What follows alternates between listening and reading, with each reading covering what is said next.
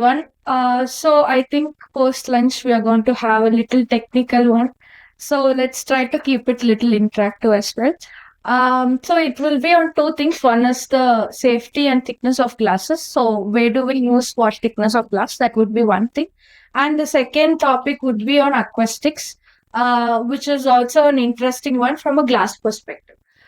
So this will be more on the calculations part. But if you have any questions, we can stop and we can also try to do some, uh, like an interactive way where we can try to understand what thickness can we go for us, different applications of classes. So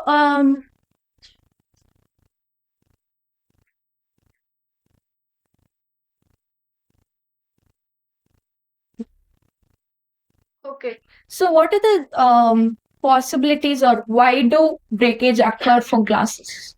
I think in the morning, my colleague Karthik was also talking about different types of breakages that can happen. So, can you just tell me what are the kinds of breakage? What are the reasons for breakage of glasses? Human impact, okay. Human impact or external impact, correct. Anything else? What of investment? I know. Yes, okay. In fire, Any games also it can. any poles that are driven or students. Sure. Okay. So that's not we reduce manual friction. There's a while handling. Okay, while installing, if there is any improper handling of it. Okay. Anything else from an architectural building perspective? Let's say if you're installing a glass in the building, what are the chances or what are the options by which breakage can actually happen? Even the structural vibrations and the wind and the dead zone. Correct. So there can be external load that can happen if it is a horizontal application. If someone is gonna walk on top of it, like dead load, live load, or if it is a vertical application like a windows or facade glasses, there can be wind load also that is impacting. So these are the reasons primarily for which has to be considered while coming or getting into the glass thickness or what kind of glazing are we going to uh, or are we going to choose for the building. So as you have okay, so rightly mentioned, there can be one uniform loading by which we mean the wind load, and the other one could be the impact loading, which is due to the external forces. Sorry.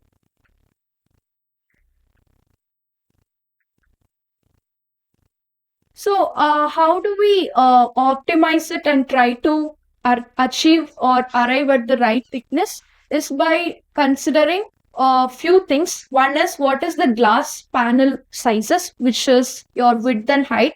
Secondly, what kind of support are we going for the building? And thirdly, where we are going to place it, as in how we are going to place it, whether is it horizontal or vertical, or whether we are going to support it on all four sides, or whether we are going for a spider glazing. So depending on that, we might need to run through a few calculations to understand how much is the deflection or the stress that will be imparted onto glass to achieve these things. So for that, we have different standards which defines what is the maximum and allowable deflections and stresses that is imparted onto glass. These are few examples of the breakage pattern that can happen due to excessive uniform load, by which we mean the impact and the wind load. So, like we were describing, first is the glass size, fixing details, and the wind load factor. So, let's start with the Indian standard, which is the National Building Code, which states few things on the glass selection parameters. First is for the thickness of glazing, we have to follow IS 875 standard. I will be briefly describing about what that particular standard states about. Secondly, we have to look for few other parameters like what is the maximum aspect ratio which we are going for it. By aspect ratio, it is the ratio of your width by your height. So maximum can be 1:3. And maximum span. Span is the maximum length or width of the span that we can go for. So depending on the thickness that we are opting for, each it is a tabulation that has defined what is the maximum span that is allowed. And also the area of the glass, it can be maximum 50 square meters. Then on the safety parameters, where are we going to place the glasses, which is the critical location, and the type of glasses that can be used, depending on that also, glass selection parameter falls. Third is the optical, solar, and thermal performance, which we were discussing from yesterday. These are the three categories by which glass selection parameter falls. So, for the weight load, we have IS 875 like I described, but for deflection, we have various standards. We will be seeing what NBC states or what other standards. For example, we have American Standard Code, we have Australian Standard Code, what everything defines, and mostly which is the most, little lenient, what is more stringent, we can talk about that. And then the stress criteria. So we'll start with the wind load calculation. Right. So it considers few factors in order to arrive at the design wind pressure, which can be applied onto the building. So first is the wind speed. So India has been divided into 6 wind zones. Next slide. So IS 875 has defined India into 6 wind zones as described in the map over here. So probably you will know that the areas that is near to the coastal regions have a slightly higher wind speed. And as we go towards the interiors of India, let's say the middle portion of India, the wind speeds is actually lesser. And for I think Bangalore and all will have even lesser wind speed, which is around 33 meter per second. So the next metric is the risk coefficient. Then we have K2, which is the terrain and height coefficient. So by which what it means is that where our building is going to be occupied, whether is it going to be a standalone building or whether it is going to be a building which is surrounded by many high-rise buildings or low-rise buildings. Depending on that, the impact of wind pressure onto the building materials will also vary. So those parameters or coefficients will also be taken. And then the topography coefficient is there, and cyclone factor is also will be taken into consideration for IS. So, for example, if I should tell about cyclone factor, for areas that is near to coastal regions, that is 60 kilometers from the seashore, it will have higher cyclone factor, whereas as areas that is lesser than that, higher than 60 kilometers will have lesser cyclone coefficient. And apart from that, we also should consider the height of application. For example, the building height is whether it is 50 floor building or 15 floor building. So depending on the height of the building also, the wind pressure will vary. So this is basically when we input all these calculations into the formula, we will arrive at the wind pressure with which we can take it as an input to calculate the deflection and stress criteria for different glass thicknesses and arrive at what is the safety. So I will tell you, next slide. I think this one was covered by Gopi in his slides on NBC, where to use what kind of glasses. So to just summarize, if your application is vertical, it can be safety glasses. By safety glasses, it is either toughened glasses or laminated glasses. But if your application is inclined or for railings, balustrades, or horizontal applications like skylights or canopies, it has to be laminated glasses. So this is the formula for glass deflection as per National Building Code. So they have given 3 things. One is for single glazing unit, which is single glass, your span has to be, your deflection has to be, allowable deflection has to be span by 60 or 19 mm, whichever is lesser. For double glazing unit, it can be spanned by 90 or 19 mm, again, whichever is lesser. So this is the formula as per our National Building Code. Apart from that, it should also be compiling with the maximum aspect ratio area that is defined in the code. This is for the allowable deflection, which means, let's say there is a glass which can deflect to a certain extent, probably until this much, where it will not break. But if it exceeds that much deflection, it can break. So this is the maximum allowable one. And for the actual deflection,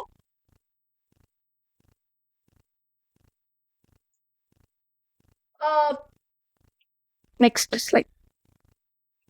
So this is the manual calculation for actual deflection. It is this particular formula where we have to input certain coefficients to arrive at the actual deflection. This is NBC. Next, sorry, before slide. Before slide, this one. Then we have American Standard Code. In fact, from Saint-Gobain, we preferably use this particular standard because it is little stringent comparative to our NBC standard.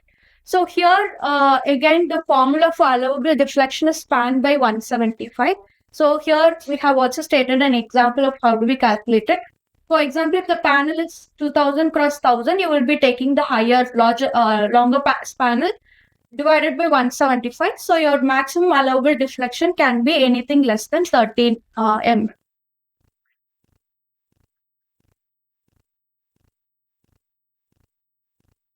Next is the British standard.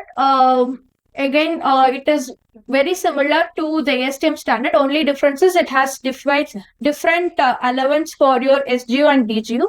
So we have also given some example for it. So only thing is SGU it will be 175, for DGU it will be 175.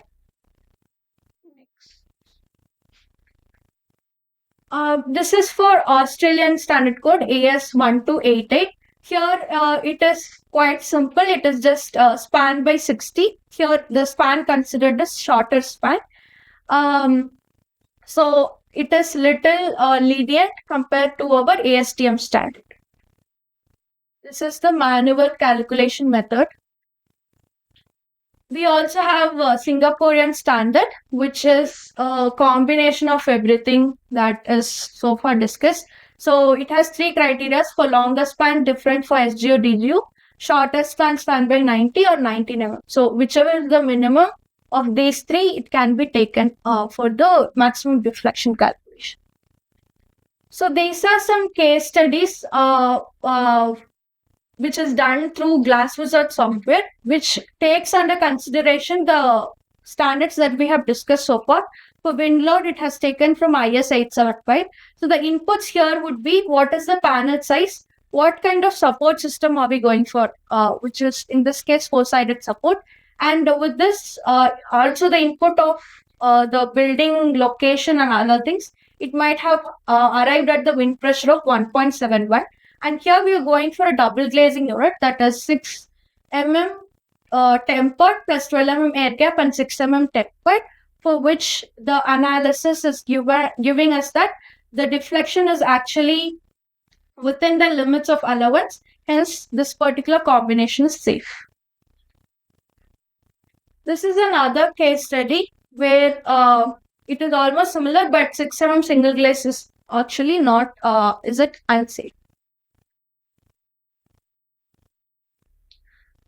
This is as per a different standard, BS 6262, where we are seeing that it is for 2.38 kPa and it is 8 mm thickness.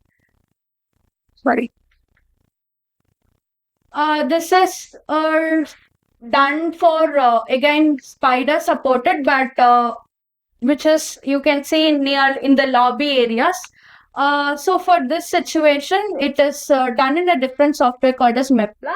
And here you can see the stress pattern and deflection pattern that happens on top of glasses with a four-side supported that has been defined. So it is actually laminated glasses because it is actually spider supported situation.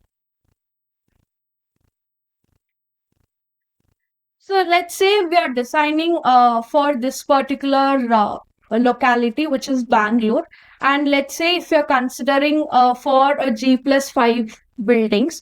So let's say you're going for a panel size of 1000 cross 1000 meters, what type of glass would you suggest?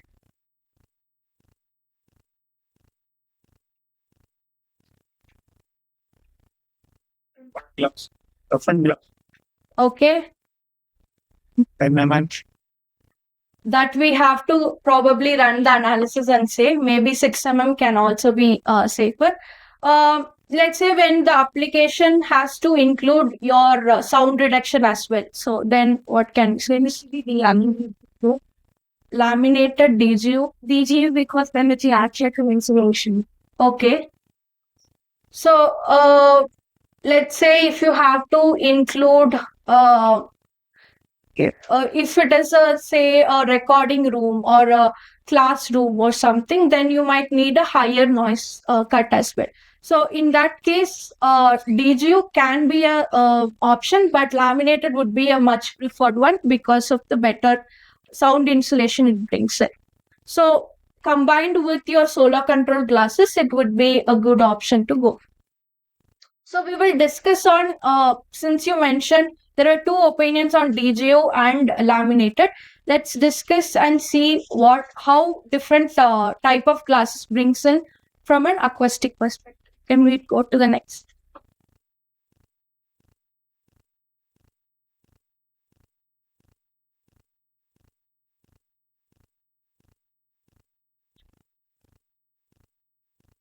Yeah.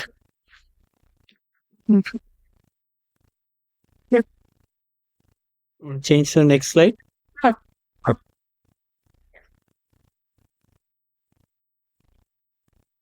So before that, do you have any questions on the safety and thickness part of glass? So here we are discussing on sound primarily and how different sounds is perspected from a human ear. So if you can see, this is the table that defines how much noise, that is the decibel levels has been described and how it is perceived from by a human ear. So generally, if you see a whispering noise when someone is talking, it would be 30 decibels, which will fall under the low decibel noise levels, and medium would be your normal speech until the road traffic, and unbearable would be from your construction site, aircraft takeoff, and all that. So out of this, which do you think is easy to annotate? Which is by which I mean which is out of the 0 to 140 levels of decibel noises, which do you think is easy to cut? Which range? 82? 80 to 100, okay.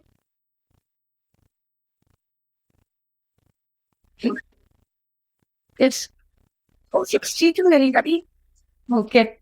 Red one. 60 to 18. Okay. That's okay.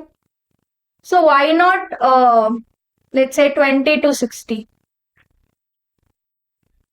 Very audible. Okay. Okay. Well, okay. So generally, if you see from the frequency ranges, so human here can hear from 20 hertz to 20,000 hertz. So low frequency noise levels is difficult to cut off and also annotate. So generally, the requirement or our disturbances or distraction would be the road traffic noises which we want to cut off, and like say places that is near to airport or high traffic zones, they want to cut off those noises. So others are all bearable from a human perspective. What are some generic myths that is there with regards to glass, and what is the real facts? Let's discuss. First is generally DJO is considered as most suitable for sound reduction, but that is not applicable in all the situations. And second myth is when we keep on increasing the air cavity, it is generally said in the market that it can further reduce the sound reduction. So what happens is, the actual fact is that after a certain increasing of air cavity, the sound reduction parameter of it will saturate kind of, and it will not have a lot of impact in the sound reduction. And third one we discussed. So what are the facts is that, first is low frequency, it's difficult to annotate. Secondly is the framing also has a role to play in the effectiveness of sound reduction. Third, higher the glass thickness, which is when you go for higher thickness of glasses, it will help in reducing the sound better.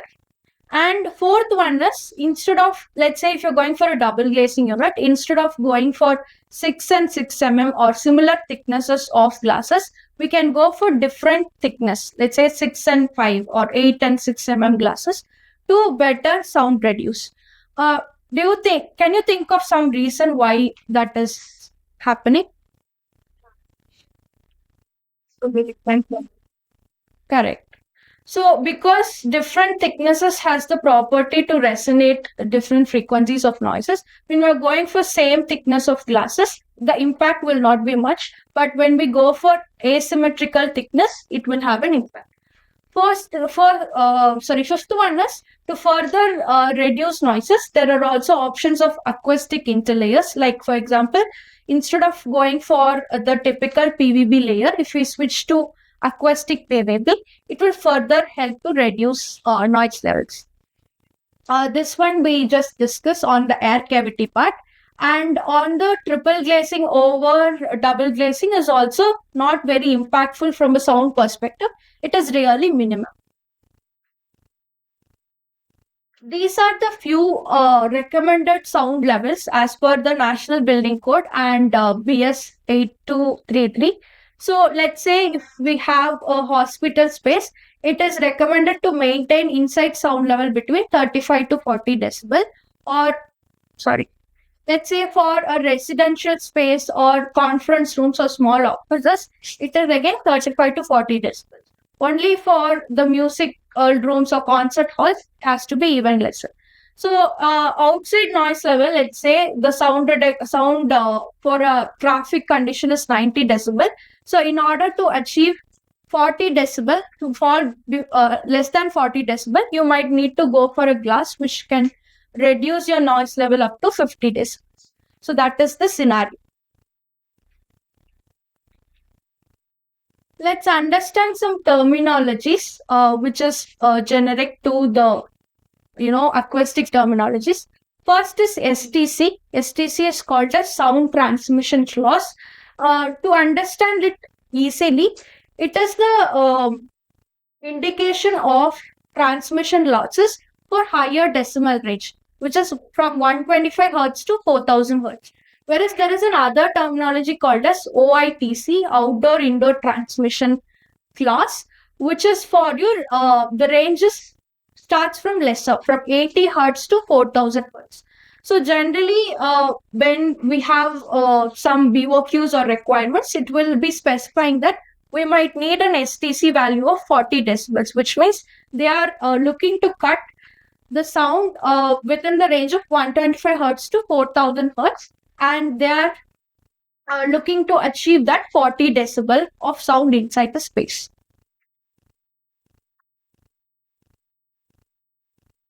The next term we have is RWCCTR. It is the equivalent of ISO in ISO standard. So RW is the weighted average. So for this, they will be considering from the frequency range of 50 to 5000 Hz, and the average out of the reduction, dB reduction, will be taken as RW value. Next is the correction factors, two correction factors. One is C. For example, if the value is RW with C value 32, it means C is the correction factor for higher frequencies. So it will be considering for higher frequency what is the sound reduction, whereas the correction factor for lower frequency will be for your low, from the minimum to the mid-range of frequencies. So this is the actual ranges that has been considered for RW, C and CTR, just in case if you require. And this is the ranges which have been defined under each of this correction.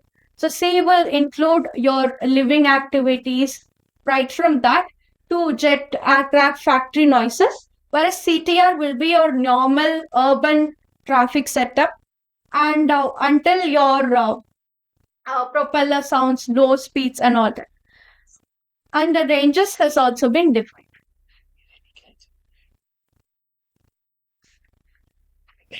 So let's see how much will be the actual sound reduction for different thickness of glasses. So for the first case, we are taking a 6 mm thickness glass. We are maintaining all the factors similar. This is a single glazing of 6 mm. So this reduces, average would be 32 decibels.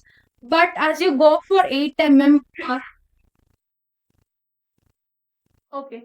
So as you go for 612.6, which is a double glazing unit, again your sound reduction will not have a lot of impact. It will be actually 33 decibels. But if you're going for 612.5 decibels, sorry, 612.8, the RW, that is the weighted average from 32 or 33, will be 36 decibel, which will actually have a reduction of around 50%, like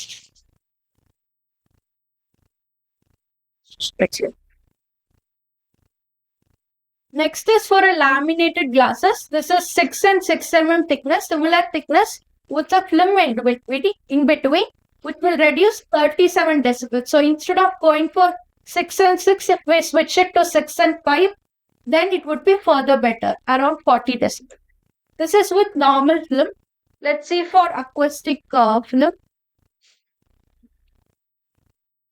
So that would be around 40 decibels with acoustic film, even if we are sticking with similar thickness of glass. So that would be a little introduction on acoustics. If you have any questions, we can address.